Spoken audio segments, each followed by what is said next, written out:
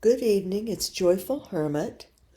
Well, I've done like 3 videos, but they kept messing up over the past 3 days. So I think I finally have things figured out and what I want to talk about. But no, just little things would happen, technical things. Or the first night I was talking and I realized I had fallen asleep and was still talking. And then I came to and didn't remember what I had spoken, and it was just strange.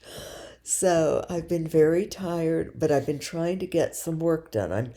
I'm trying not to surrender to fatigue and to not throw in the towel yet. So I thank you to your encouragement and your prayers. That's the reason. And some of you sent a security net, safety net out, cast net out in my direction of offering to help. And that was all I needed to realize I must keep trying.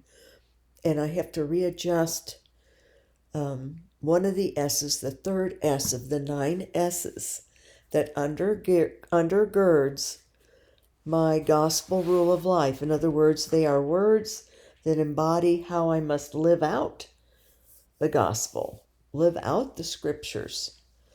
So the third S is slowness, not to be afraid to be slow, to do things slowly, purposefully, and slowly also just because I can't go fast.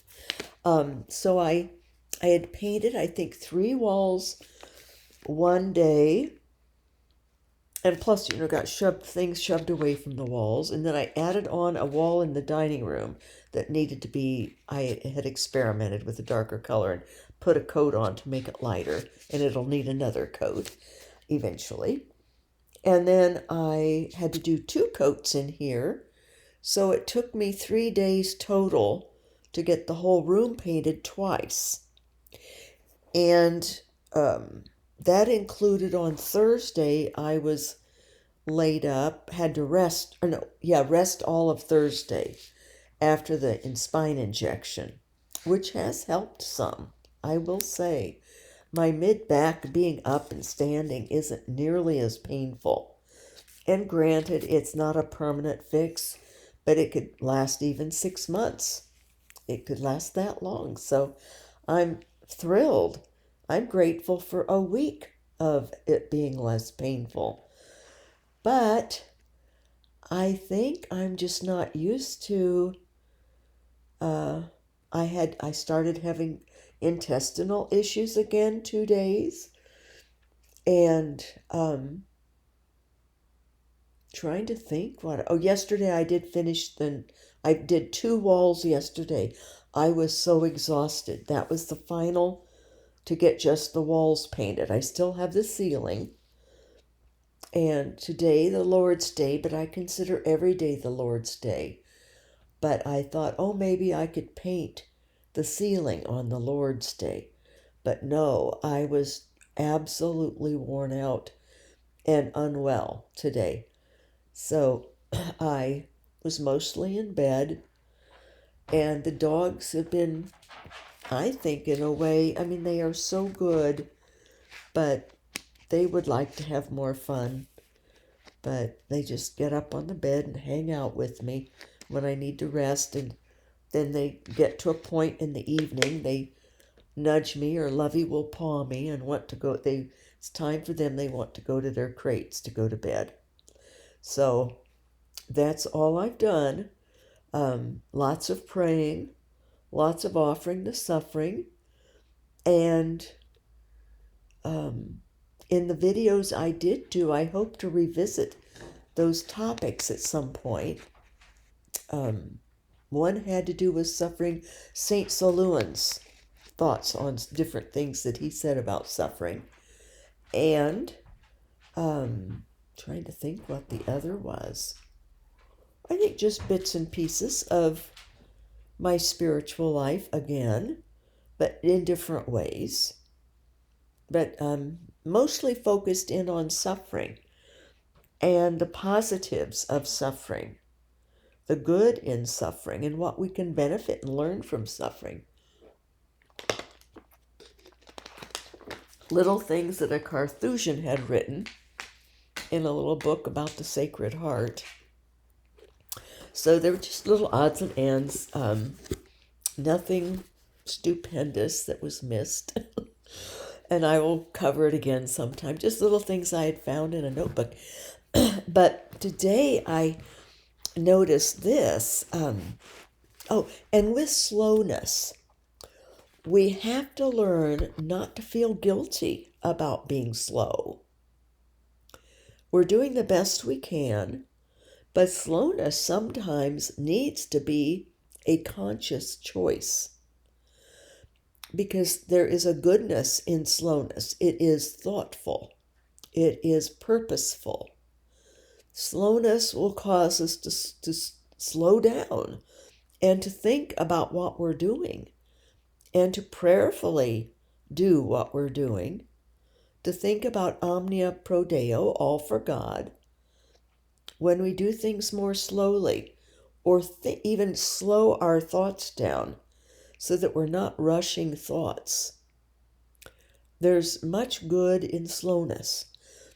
And it's not trendy at all to be slow. Everything is, people want things fast, fast, fast. Quick, do a text. Short little thing, zip it out there. And when we are slow and more thoughtful, more careful, usually when we're slow, do things slowly or think slowly, or even feel slowly, feeling things slowly, let things wash through us, even sorrows, even suffering. I realized no need to rush. No need to rush anything. Oh, another one of thought was about just this freedom of not having any enemies.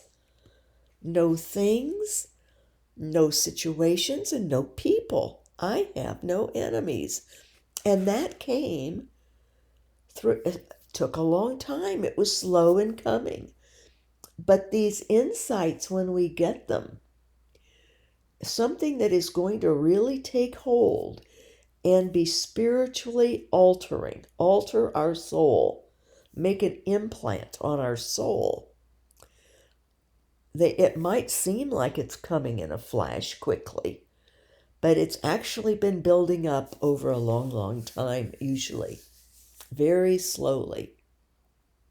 As is said with wine, all good wine takes time, meaning the distilling process and the gaining the flavors and the bouquet of the wine. But as far as the slowness of understanding this whole aspect about enemies, that once we, and I've had it repeated to me many times, but last fall it finally got to me what I needed to do, and it was just regarding my adult children then, to pray for them, to love them, to forgive them. And then that took a couple of weeks for me to have that one before I got the final word then. After about 5 weeks, I would get these on Sunday mornings. I mentioned it before in other videos. The fifth Sunday morning was live. And I mentally thought, live some aspect of their life with them or try to fit in more with living their lives. No, you live your life now. You live your life now. And that was a big breakthrough that I realized. But then it was expanded for anyone or anything or situation. Pray for the situation or pray for the person or thing. Love the situation, love the person. Forgive the situation, forgive the person, including ourselves. Pray for ourselves, love ourselves, and forgive ourselves. All of these and above. Then live our lives. live our lives according to what God wills for us to be living. And then it took another, what has it been, 11 months, that I came to this reality of the truth that love stops all enemies, that I have no enemies whatsoever. Not people, not situations, not things. And it is just so freeing to have that experience, that reality. So that was something that I was reminded of recently, and especially the last few days, even while I was painting walls. And slowly, the walls are painted 2 coats. Slowly, I understand how it is and how easy it is to not have enemies. You love, pray, love, and forgive. And enemies are dissipated, they're gone. That doesn't mean that other people won't feel that we are their enemies. They may still choose to have enemies. But there's no need for us to have enemies ever again. And I have been just luxuriating in the freedom of that. So, and that it's been slow to grasp that. And another slow aspect has been the slowness of working on my process for the canonical approval, to be approved as a canonical diocese, canonical hermit. If God wills, I don't know.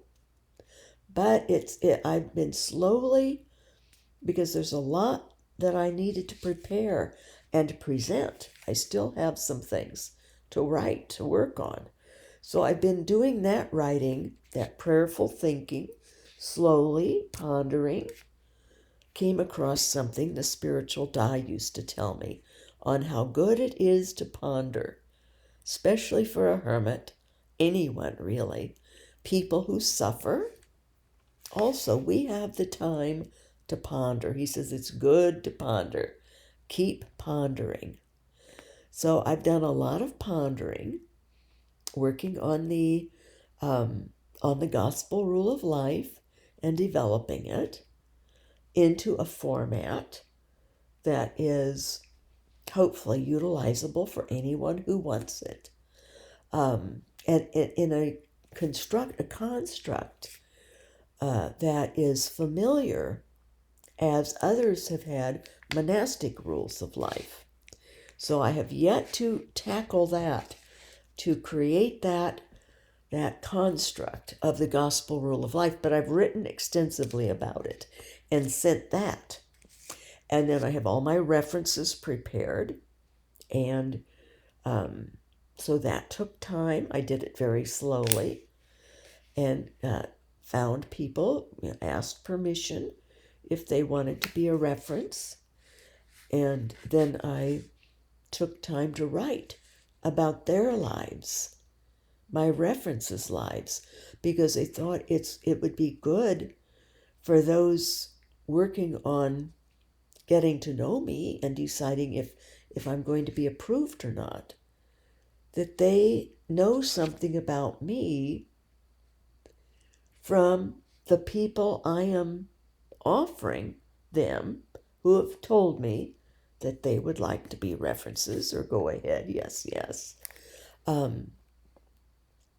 that I let the reviewers, the review team,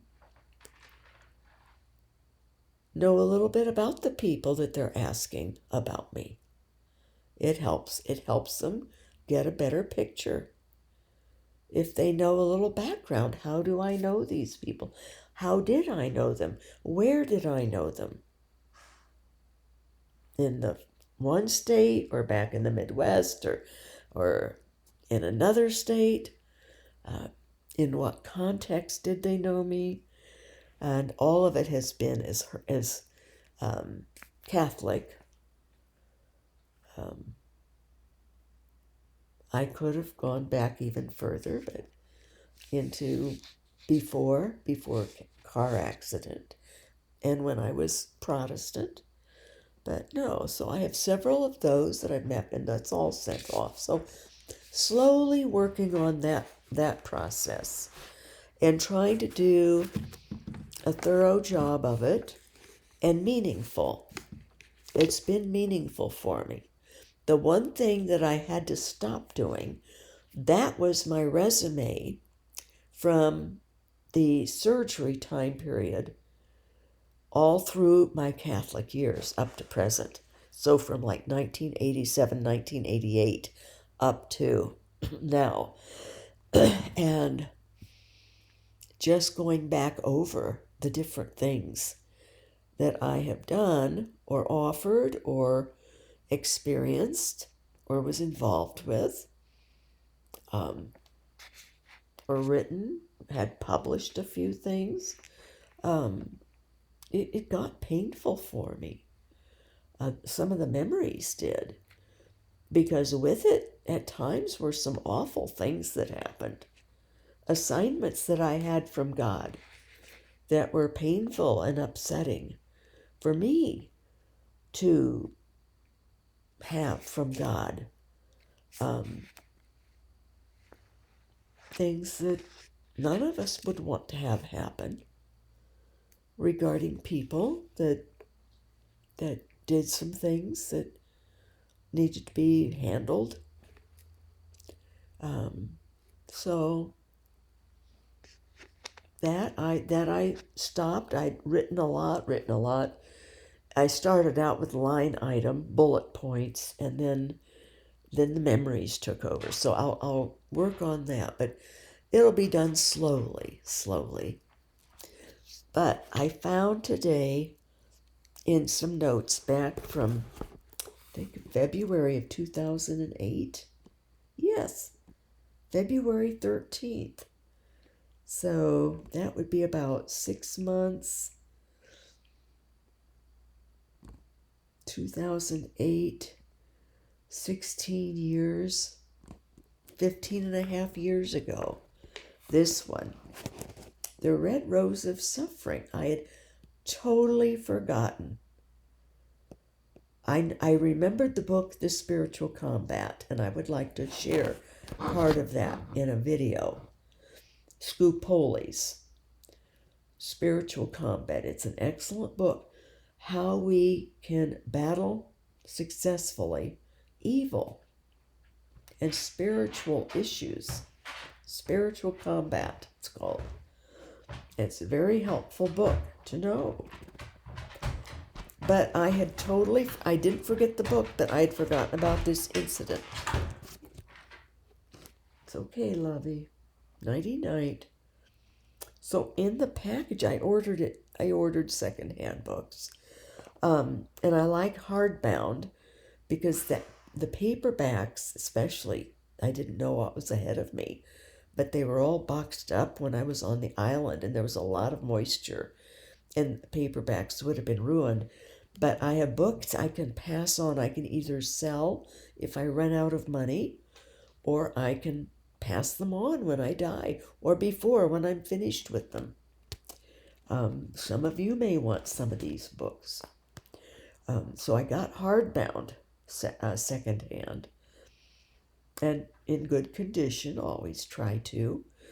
But inside this copy of the Spiritual Combat that came was tucked a small little gift from Owen Kubik. He was a proprietor of Kubik's Fine Books. I don't even know if it's still a bookstore. This would have been, 16 years ago. So, and I'd spoken to him on the phone when I called about different books from time to time. And I don't know how he remembered, but he sent it as a gift. but he remembered that I was a victim soul. He remembered that. So he sent this little booklet. Well, there were two booklets, and one I have found, Why Do I Have to Suffer? And I have that out on the shelf. But another booklet, I'm not sure where it is. I'm going to look around in daylight. And I had read it already. It's The Red Rose of Suffering. How kind of Owen Kubik to do that. To add in these little gift books with my order of the spiritual combat. So I, at the time that I got this, and I didn't know it was coming at all, obviously, I had prayed for what I ought to read next as a victim soul. Because I'd already read many books of many different victim souls. Josefa Menendez, my patron confirmation saint, is a victim soul. Victim soul of the Sacred Heart of Jesus. So I had some other books lined up, but I didn't want anything too long. And here comes this little booklet, little tiny thing, The Red Rose of Suffering. So I read this pamphlet. It was a pamphlet. And it revealed the story of a victim soul, unknown to most people, even in her own day. And was known, though, or at that time, not known in 2008 at all, this woman. She remained an unknown. But in the Catholic world of 1949, she was known in the Catholic world through what was called the Co-Missionary apostolate. The Co-Missionary apostolate was an idea developed from an earlier spark, an idea that came from the victim souls of the Sacred Heart of Jesus. The victim souls of the Sacred Heart of Jesus, back in the late 1800s, early 1900s, became an association of victim souls. They organized it. It was organized a lot in Germany and Europe and in our country. And this is sort of an example of things that some things aren't really meant to be organized, I don't think.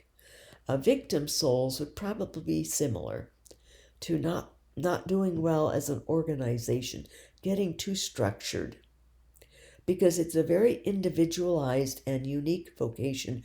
It's a calling from God, personal calling.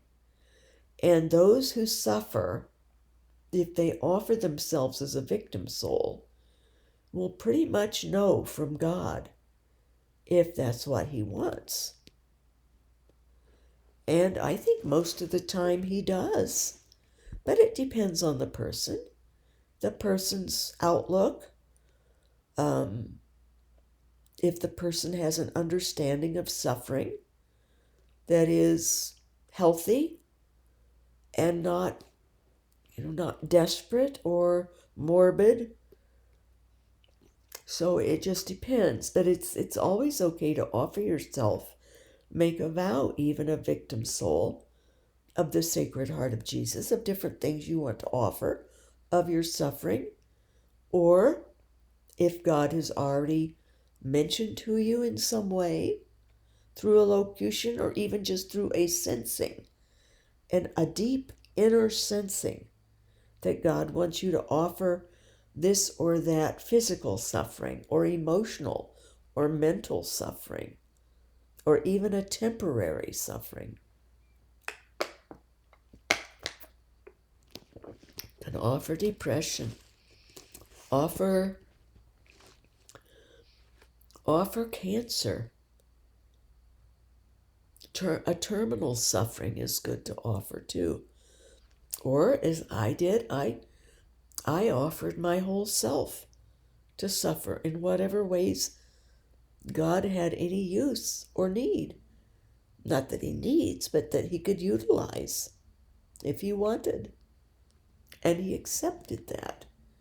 And I'd been forgetting about it. That's why I'm going to share this tonight. Because it's reminding me I shouldn't be surprised that, a year ago, 3 years ago, I would have had this whole room painted and the trim nailed in with the nail gun. And it took me 4 days just getting the walls painted with rest time in between. So it's suffering. It's suffering is here, and it shouldn't surprise me, and it shouldn't get me down. In fact, it should. It in a way, it's exhilarated me to understand that God is utilizing and working in my life, very much utilizing suffering.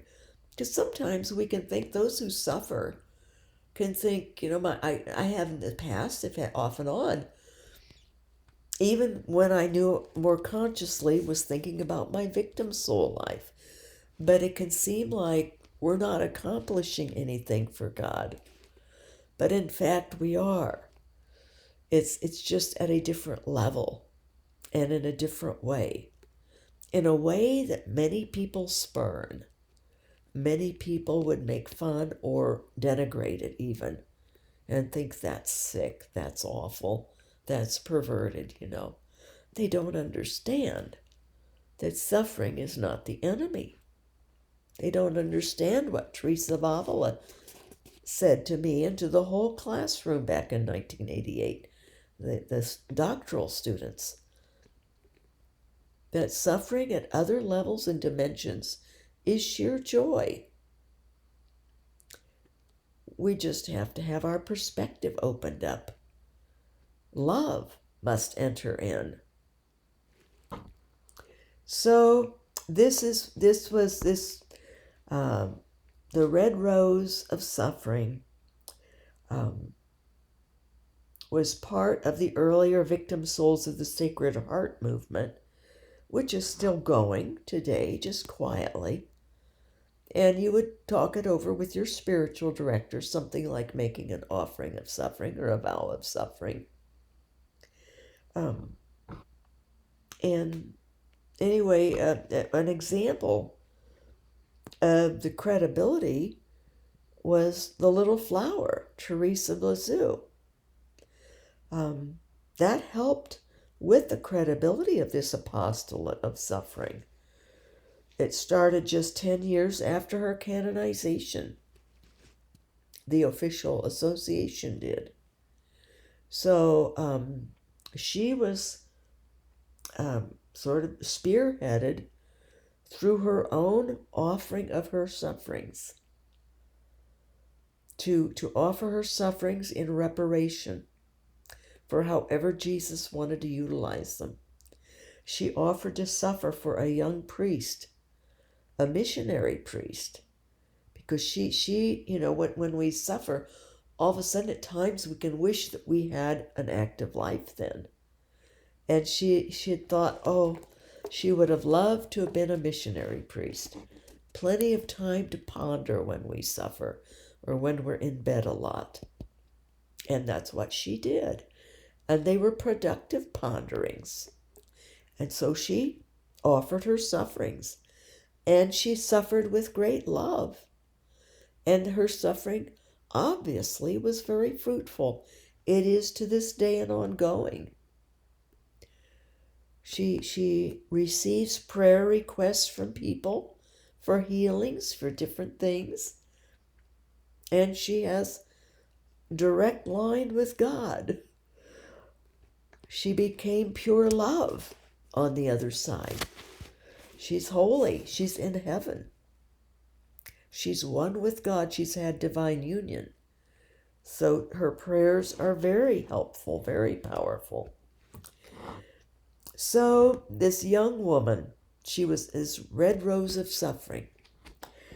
In 1949, she was, or before then, but she had recently been sent back to a sanitarium for tuberculosis treatment. Um, in it, she was sent a magazine, though, in the sanitarium. Dear.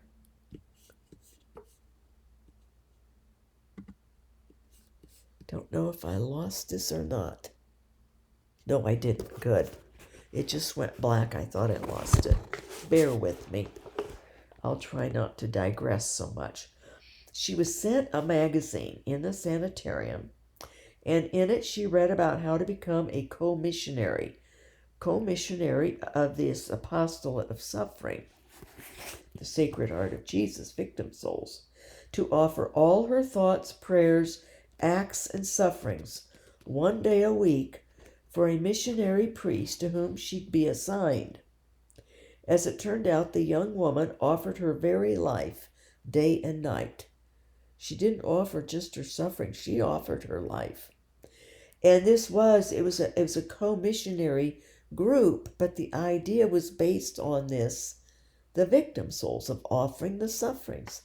But in this case, they were to offer their suffering for a specific missionary priest. So the booklet includes her diary while in the sanitarium. It shows the progression of a frightened, angry, upset girl of about 20 or 21 years old, up to the last day she could write in her journal at nearly age 24. So she was in the sanitarium for about 4 years, 3 or 4 years.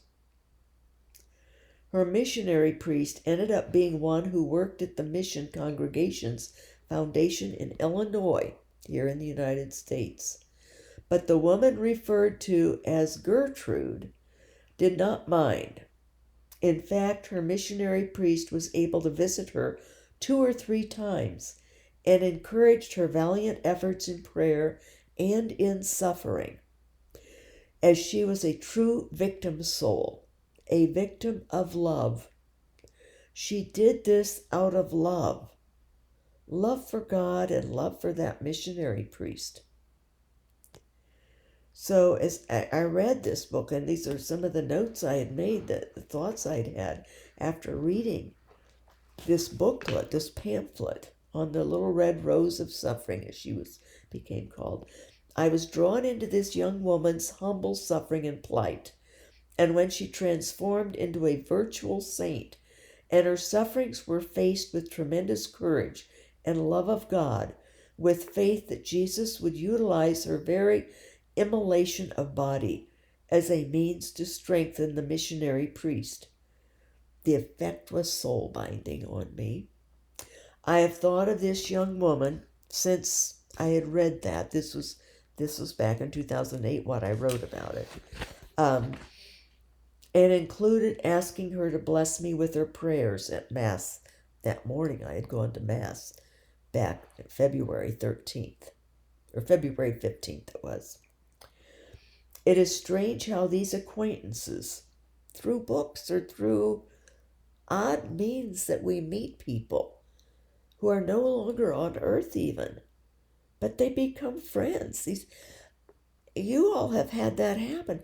It is strange how these acquaintances grow into friendships, how they come along and develop in our lives.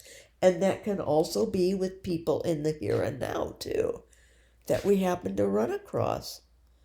Like a man at the paint store. I went to the paint store yesterday. Needed to get a gallon of paint. And I got the exterior house paint shaken because it's been so long I haven't used it.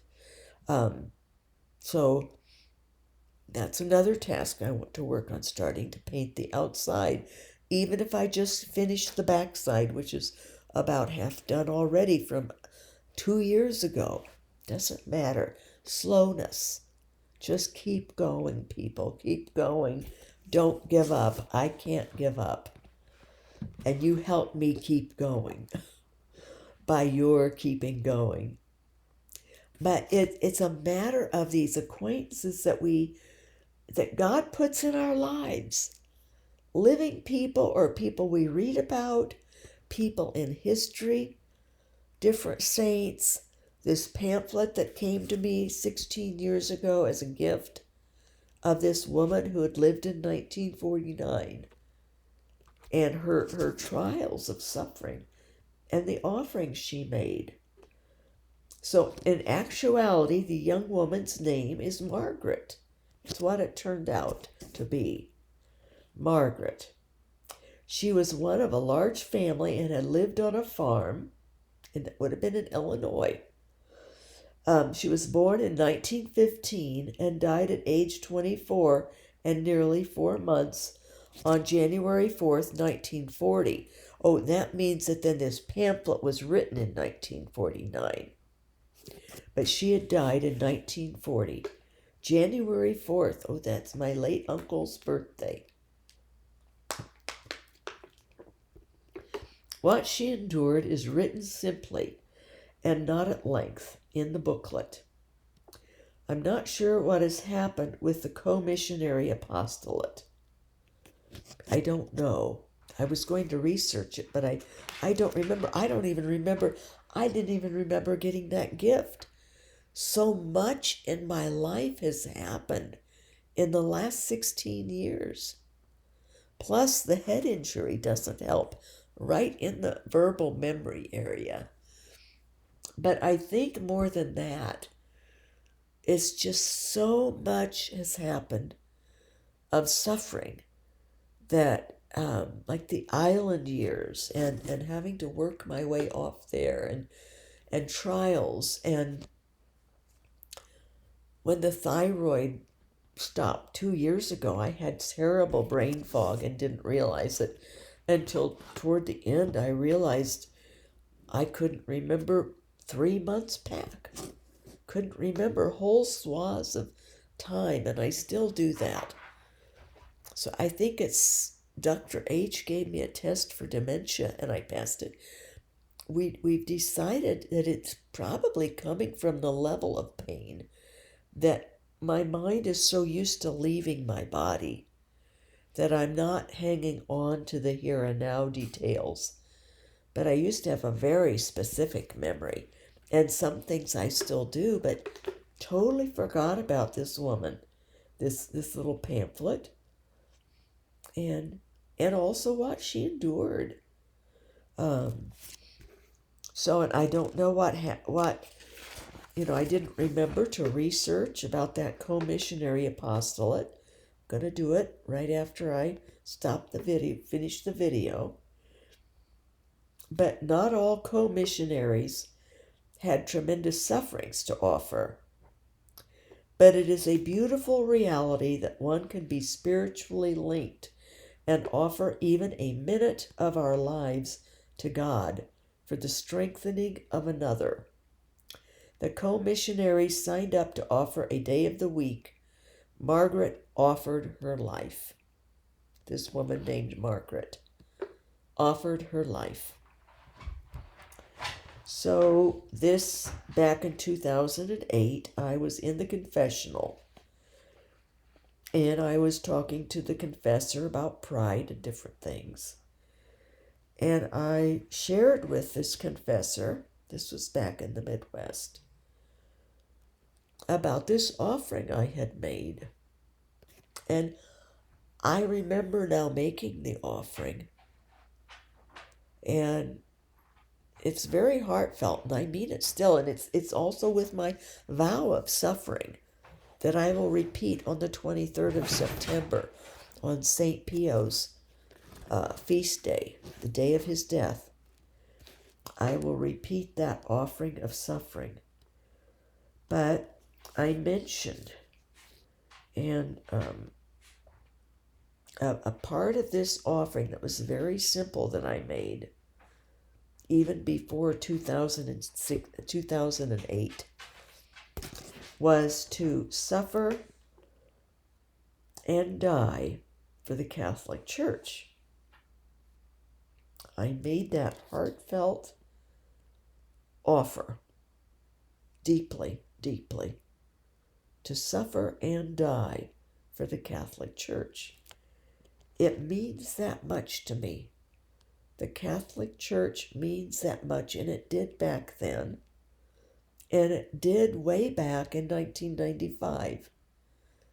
about a month after I'd become Catholic, had my confirmation in 1995, August 22nd. But when I came across some wrongs, some human wrongs, some sins, the gambling situation that in this one parish that the priest had developed secretively for the most part, the parishioners didn't really know about it, took in lots of money, took from the poor, and then he squirreled that money away and probably thought for a good cause, but it's not a good cause. Bad things are never good. Gambling is not good. Poor people using their disability income or their what little income they make in the factory, spending it hoping to get rich on bingo at this big bingo gambling place, charitable gambling place that this one parish, this one church had, was terrible. And I'm sure this back in the Midwest that the bishop would have stopped it had he realized.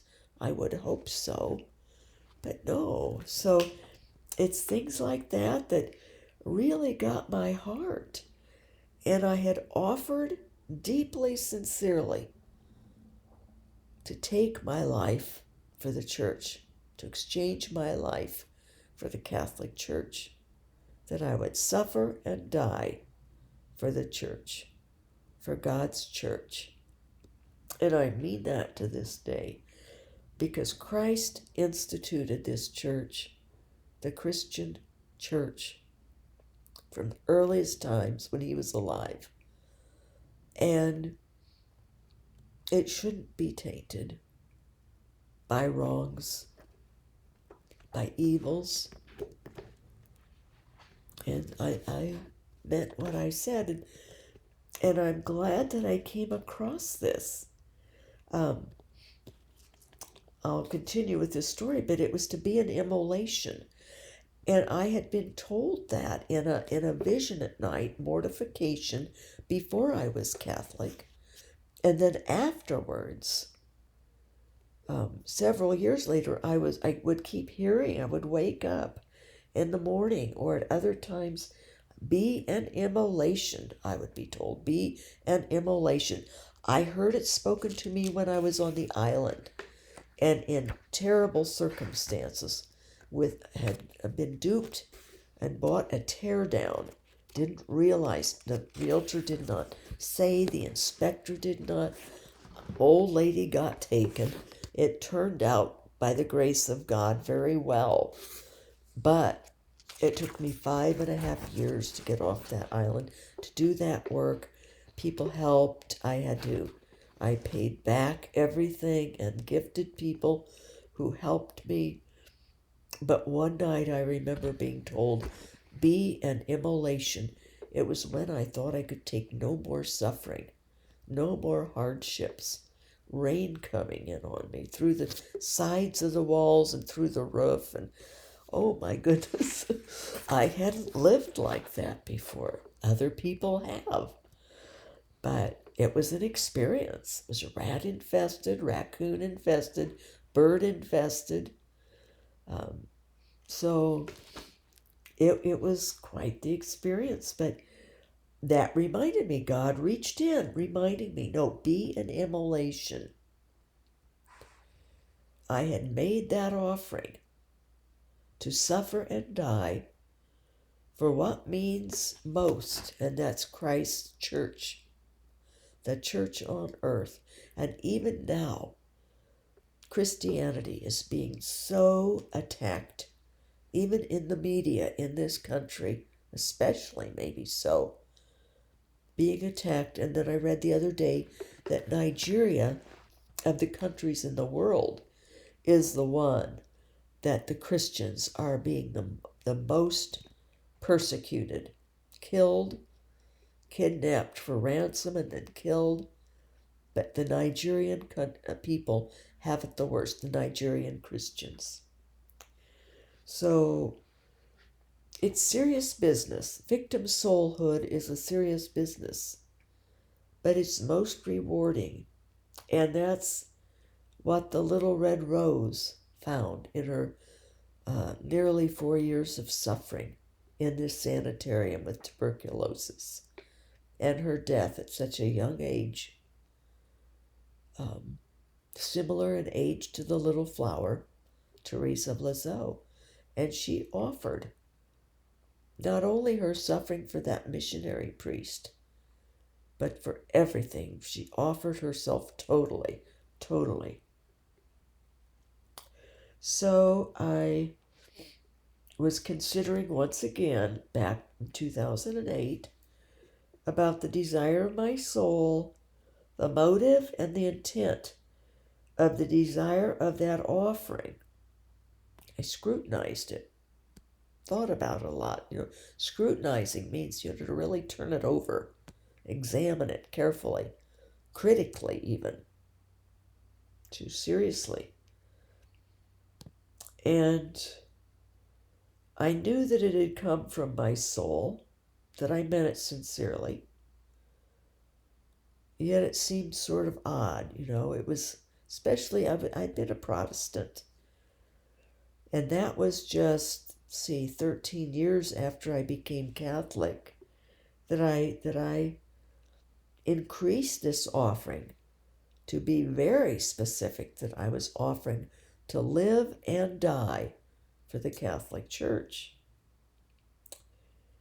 And that's something the Catholic Church is out of my control. The body of Christ is out of my control.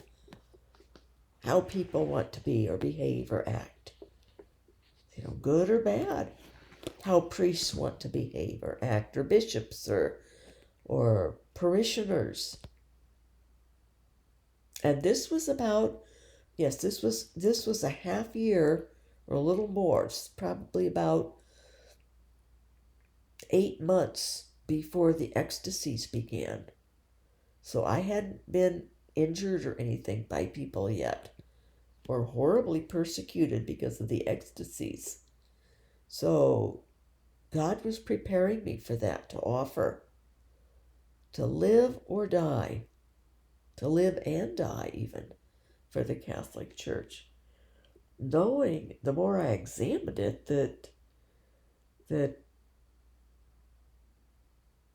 I was totally in God's hands with it, that I couldn't alter the outcome of however the body of Christ wanted to act or be or think, good or bad, steps toward heaven or steps toward hell.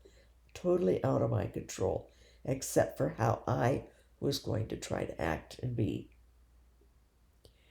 So it was very odd. I even later started to wonder why one would have such a desire to suffer and die, knowing that it would be the most difficult to endure, more and more suffering, because I already then had a boatload of suffering. My spine was terrible. And now I look back on those days, and while the spinal headaches were horrific, those pain sieges were terrible. And this pump in me somehow affected the arachnoiditis, so I don't have the spinal headaches. I can get on top of them with that aspirin caffeine combination stuff. But before I couldn't, they would just go out of control, and they would hit quickly. And often it would be connected with some kind of horrible thing going on that God would let me know I was to suffer for. But other times it would just happen and I wouldn't know why it was particularly painful, particularly excruciating. But now I have other types of suffering that can really get to me in a different way, more psychologically, or, like the other day when it struck me, is this time to throw in the towel, to get out of here and give up, which will happen someday. We give up, you have to. to let go of life sometime, let go of the struggle of having something that you need to maintain and to force you to get up out of bed. At some point in time, someone with suffering will have to say, okay, I can't get out of bed anymore, or I'm going to let go. I'm not going to fight it anymore. Not going to fight it, because we can see, like, what was his name? The man in the Old Testament who saw the handwriting on the wall. We see the handwriting on the wall, and we know that it's time to let go of the fight to keep going in temporal ways, and to let God take over. But we have to know when that time is and be sure of it, because otherwise we're throwing in the towel too soon. God still has work for us to do, a physical and temporal type of work too. So I did more reading, and just thinking about how that gift of that little pamphlet, The Red Rose, came so unexpectedly. It really was what's called a signal grace. At least I call them that. When we're thinking of something, we're wondering about something, or maybe we aren't even, and God reaches in with something unexpected, totally unexpected.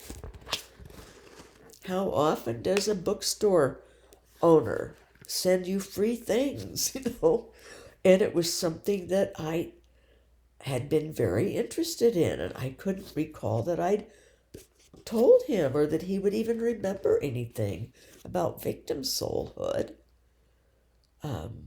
when I ordered the spiritual combat, but there he did. So it was as if God had arranged that booklet to come to me. And also the other one, which I haven't read yet, Why Must I Suffer? Which will probably be a good one to read on some day that I'm asking that question. Because just because we make vows and we're victim souls of the Sacred Heart of Jesus doesn't mean that it's that we've arrived at some great level of selfless suffering. Totally. It's a process. It's slow process of gradual evolution. Being an immolation is something that is so intense, it's hard for the human mind and heart to grapple with it consciously all the time. So we sort of let it shuttle away. We sort of let it scoot off out of our thoughts, out of mind, like I had even this young woman named Margaret, the little red rose. But as soon as I saw this in this notebook, I thought, oh my goodness, I remember that now. And how amazing it was. And what an impact she had on my life over half a century later. Yeah, it was. It was over 50 years later since she died. More like 68 years after her death. I was dealing with it. So I expressed, I in the confessional then, I expressed to the confessor these thoughts I was having of this desire that I'd had, and that I had made that heartfelt offering to live and die for the Catholic Church. I had done it way back, and then I renewed it with intensity. And then here came this booklet, and it was like an exclamation point put on that offering to live and die for the Catholic Church. And I sort of wondered about it, so I asked the confessor, is it pride to have such feelings and to make such offerings? Because I'd thought enough about it, scrutinized it, that it could be something that comes from pride to think that we could do it, that we could handle that kind of suffering, that we could actually, in advance, offer and think that we could suffer and die for the Catholic Church. Have a slow, very slow martyrdom. Because honestly, I made that. I didn't, when you're in a bad suffering, you can't really perceive. You can hear someone say or whatever, I didn't know I had arachnoiditis back then. I had it, but I hadn't been told that. The first surgeon I had didn't recognize what it was. Maybe they didn't have a name for it then. The doctors and neurosurgeons in Indiana certainly had no clue about it. They had my MRIs, and they took an extra one about that time. It was a little bit later, maybe in another year or 2 years. They took another lead neurosurgeon in a city there, and he didn't spot the arachnoiditis. It wasn't till 2019 here that this rather renowned neurosurgeon spotted it right off the bat. Do you realize you've got arachnoiditis? Just the way he said it, oh no, it's not, this isn't good. He showed me what it looked like on the MRI. You can only spot it on an MRI, but you have to know what you're looking for. And I went home and Googled it, and oh no, no wonder. All my weird symptoms and everything, but reading that it's progressive and how you lose your intestinal use, your bladder, your legs, eventually, if you don't keep going. That's why I keep pushing myself so far. But it's harder and harder, and it's slower and slower, and less I am literally able to be up. But I'm trying. But you don't recognize.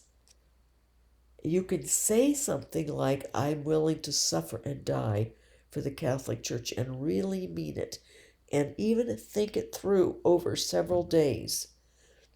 Again, even though you'd offered it years before, more basically, not as in depth. But it keeps coming back, this desire, especially the more that we see Holy Mother Church being violated by others, and violated from its own body, from within. Not that people set out meaning to. We're sinners. And to know that I have contributed myself through my sins. So it affected me deeply. It still does. The inconsistencies, especially the simple things that you would think people would know better or do better. But then I look at my sins and I think, yeah, I should have known better and done better. The devil's very tricky, very tricky. That's all I can say. He's the deceiver. He doesn't get all those labels for nothing. They're all realistic about him. But I ask that question, is it pride to have such feelings and make such offerings? To live and die for the Catholic Church? And the confessor looked up and said with immediacy, no, it's a vocation. It's a vocation. Not pride. It's what God has for us to do. And some more than others. Some have other vocations. And some vocations include other prongs. Like the hermit vocation often includes a vocation of suffering with it. It's a suffering in a way, in effect, to live in such solitude. It's not natural. for most to live, to renounce the world and to live in solitude.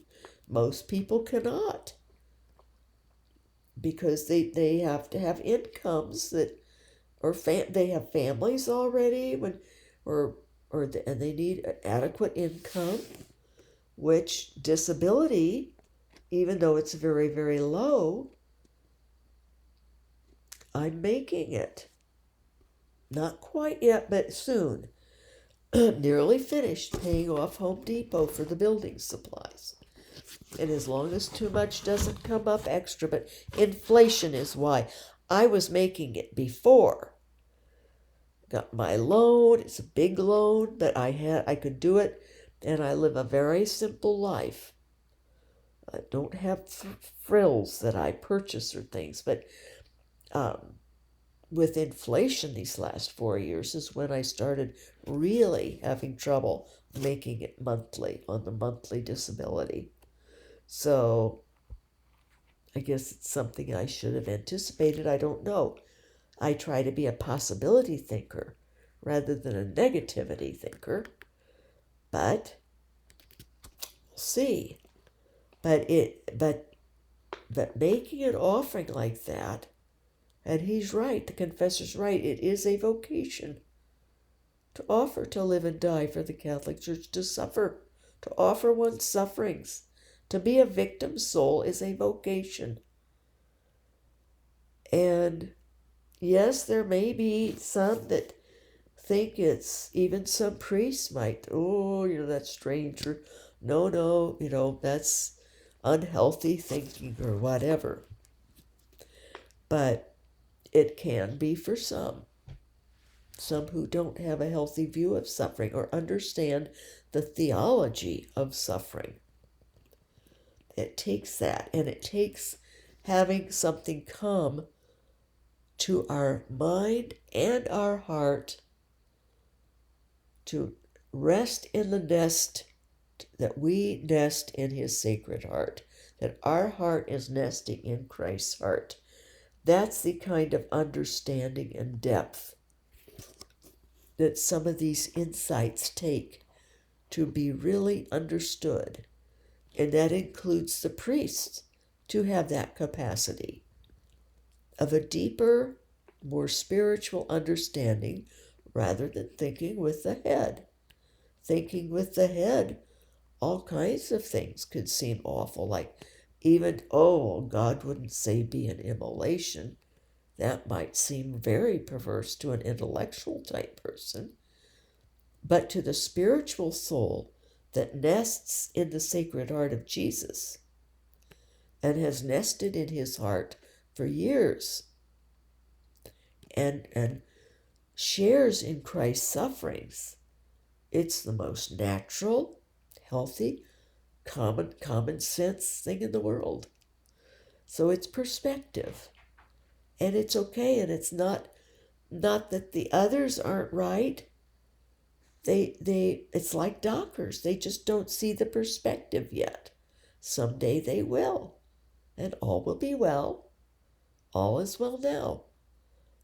Those of us who see and understand must go forth and do as God asks of us and make our offerings, make what comes into the depths of our minds and our hearts and our very souls, and talk it over with your confessor or your spiritual father.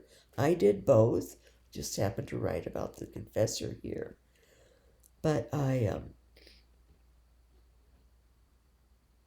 but he was right. It was a vocation.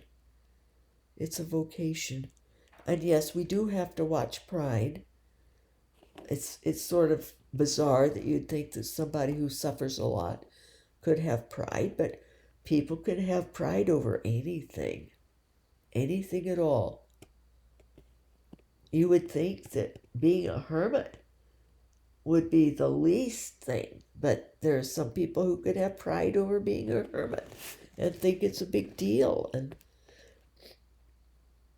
when we're nothing, hermits are the nothing of the nothings. So there you go. Or people at the dog park had pride over their dogs. So as long as there's people, as long as there's such a thing as pride, and as long as there are situations and objects, we'll have pride. I mean, that there's the potential out there.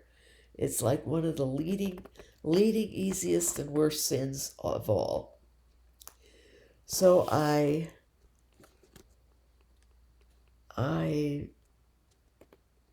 went to the tabernacle after this confession, prayed my penance, and I just had another, I wrote it here, I had another like a shiver of just the depth of this vocation of suffering, of the reality of it.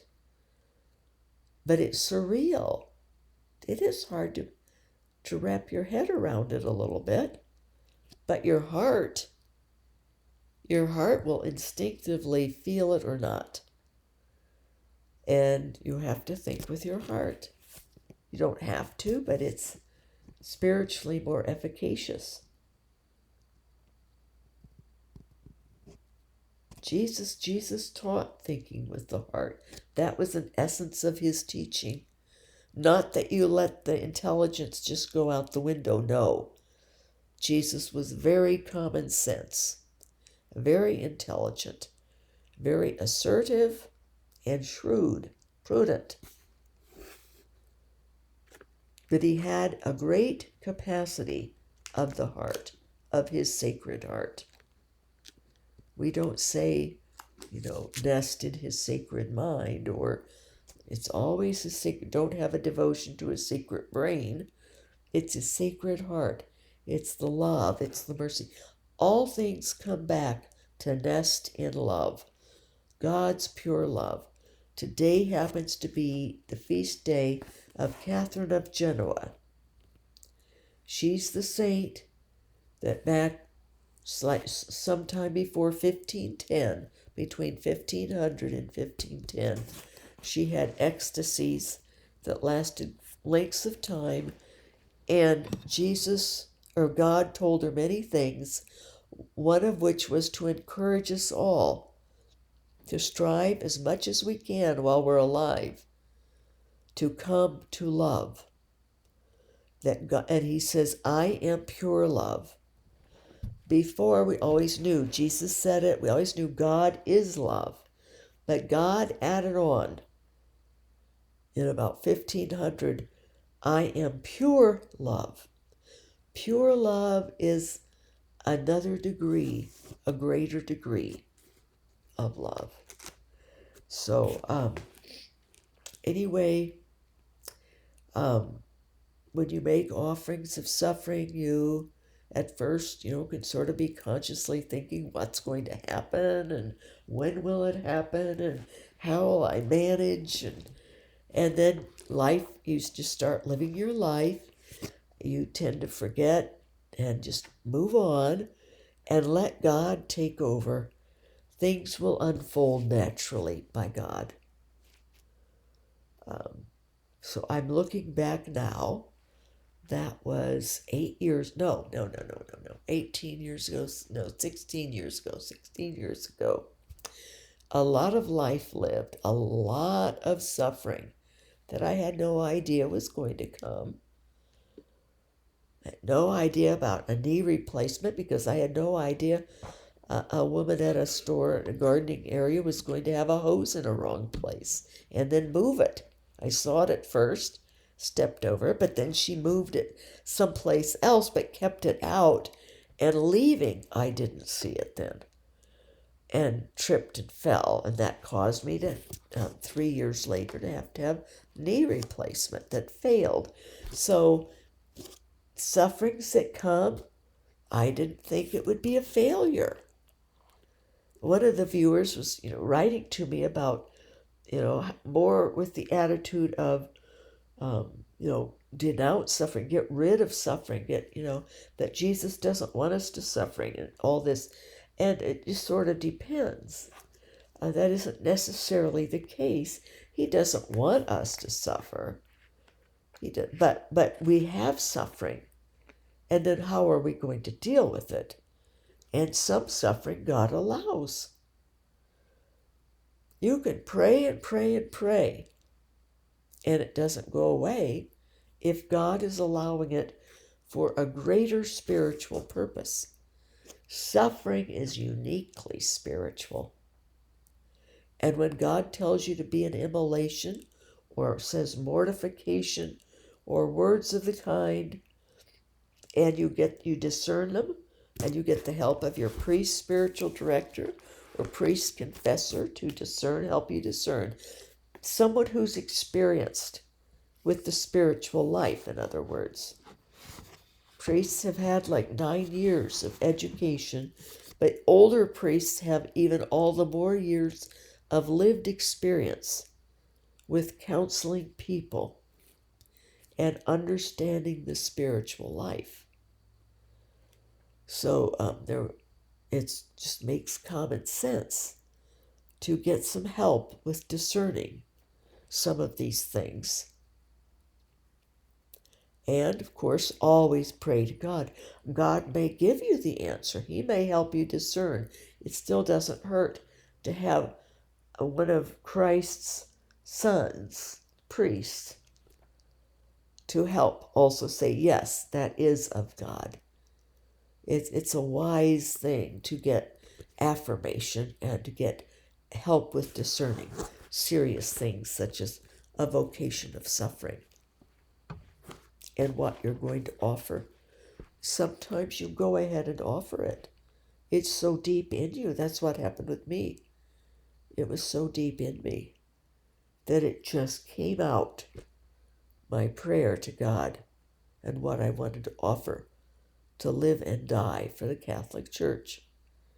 And it's no coincidence that I came upon this today as a reminder to me,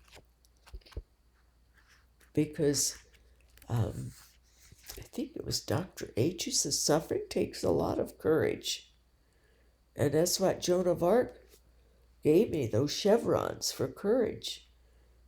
Years ago, before I was to bring to a head this assignment with a priest, and it was very painful and very hard situation. It had been. That was like 3 years, or 2.5 to 3 years of life dealing and getting to know and to deeply care about that priest who's no longer a priest. But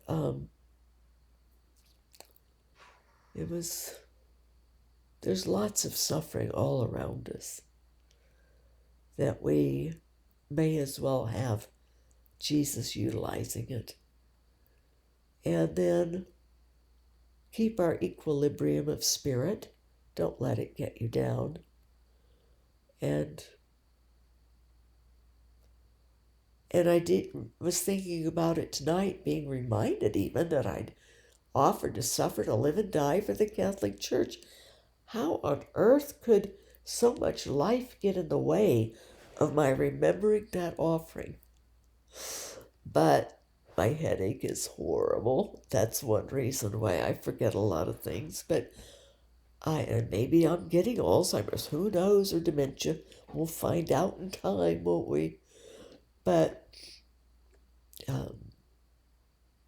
pain is a powerful eraser. But today I thought how fortunate I am, because there's nothing more I would love to die or live for than the Catholic Church, because it's the ideal. And it's so painful when the ideal is tainted. And I see the positive. I see the ideal. And then when I see it being impinged upon, if my sufferings and my death could bring about one good, one thing that was tainting the church, one person even, that would build up the body instead, it would be so worth it. What is more worthwhile than the ideal of the Catholic Church, the actuality of the ideal of the good? God bless His real presence in us. And have a beautiful evening or day wherever you are.